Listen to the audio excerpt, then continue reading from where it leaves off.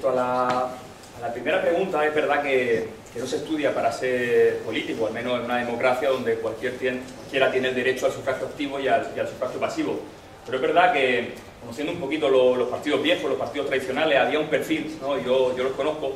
de tipo que hace derecho, tipo que hace económica y que se enfoca mucho a una carrera desde las nuevas generaciones para llegar a representar. Y yo creo que la frescura de Podemos tenía que ver con gente que parecía que no hablaba como los demás, que a lo mejor eso puede ser también una técnica de marketing o lo que quiera, pero que no era, digamos, el tipo de político al que se estaba acostumbrado a hacer carrera dentro de los partidos políticos. Es verdad que tiene mucho que ver Podemos con unos politólogos que estaban en la Complutense y que sobre todo habían asesorado a gobiernos de América Latina. Siempre se señala Venezuela, pero habían, por ejemplo, asesorado a gobiernos de derecha en México o en Uruguay o en otros sitios, y que ven que también con países que eran unas jóvenes democracias en las que, bueno, pues se estaban moviendo cosas y donde a lo mejor las ideologías muy fuertes como el socialismo, la democracia cristiana habían perdido fuelle por el camino, después de una dictadura muy larga, después de lo que fue la implementación de los programas neoliberales en América Latina, y se podían conformar a partir de nuevas demandas ciudadanas, nuevas identidades populares. Yo creo que esto es una hipótesis que surge no solamente de politólogos, sino también historiadores, filósofos, y hay muchos politólogos trabajando con nosotros estamos en el ala 4 del Congreso, pero no creo que la novedad que incluye o que conforma Podemos tenga mucho que ver con estudiar ciencias políticas, sociología o filosofía, sino con una generación.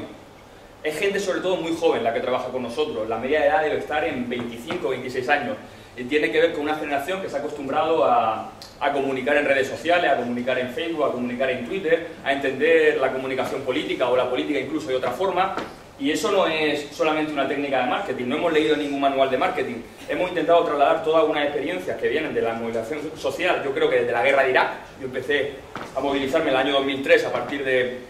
la guerra de Irak, de la experiencia de la lucha contra Bolonia, que nos lo ha puesto bastante difícil en la universidad, ha encarecido. El otro día lo hablábamos en la Comisión de Educación, los estudios, una media de 800 euros en los grados y un 40% los másteres.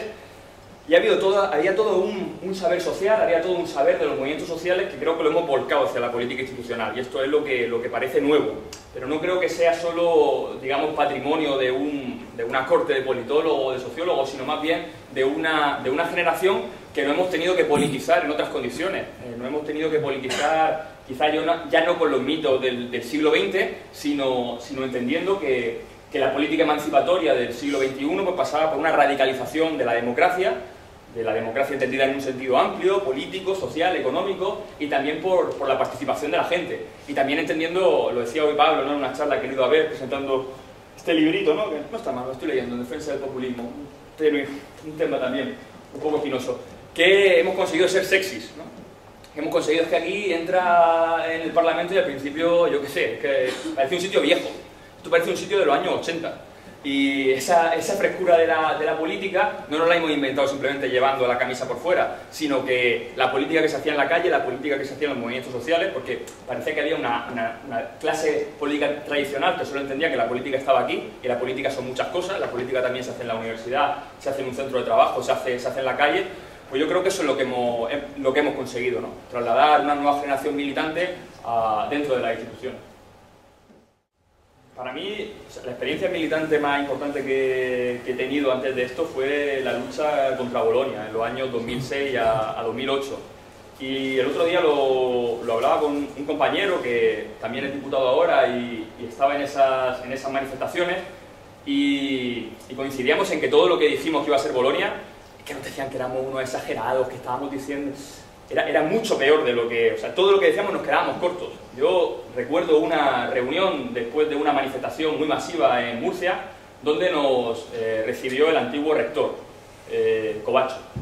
Una reunión donde, bueno, estas personas siempre en las instituciones te saben tratar bien y te dicen un poco lo que quieres escuchar, no tienes que ser ingenuo, pero él llegó a hacer una afirmación muy fuerte diciendo que si alguna vez en la Universidad de Murcia un máster vale más de 1.000 euros, yo dimitiré y dejaré de ser... ¿Cómo va a costar un máster 1.000 euros? ¿Qué cosa estáis diciendo? Soy uno exagerado, ¿no? Año pasado hice un máster en Sociología Aplicada, me costó 2.600. Entonces, creo que eso que decía, que Polonia puede tener algunas cosas bonitas metodológicamente, pero claro, cuando se asfixia económicamente a las universidades, cuando se asfixia por otra vía a las comunidades autónomas diciendo tenéis que reducir el déficit, mientras el déficit de las comunidades sabéis que se ha reducido un 6% en estos últimos años, mientras el de la Administración Central, del que no dependen los servicios públicos, solamente ha sido recortado un 1,5%, bueno, pues se produce ese estrangulamiento de la universidad pública, y ese estrangulamiento, la única manera que tienen las universidades públicas de solucionarlo es intentar mirar a la universidad privada. No pasa nada con que haya coordinación a la empresa privada. No decimos que estemos en contra de la coordinación empresa privada-universidad pública, pero creemos que la universidad pública, para hacer gala de la autonomía que se le supone y que es fundamental para una investigación al servicio del interés general, tienen que estar convenientemente financiadas. O sea, creo que al final hacemos un flaco favor si pensamos, esto también los filósofos son muy dados a ello, ¿no? A pensarlo todo desde el punto de vista normativo, ideal. Y creo que un mismo sistema, llamándose presidencialista, tiene secos muy diferentes, ¿no? Hay sistemas parlamentarios proporcionales, como el italiano, que también han generado muchos problemas de inestabilidad política.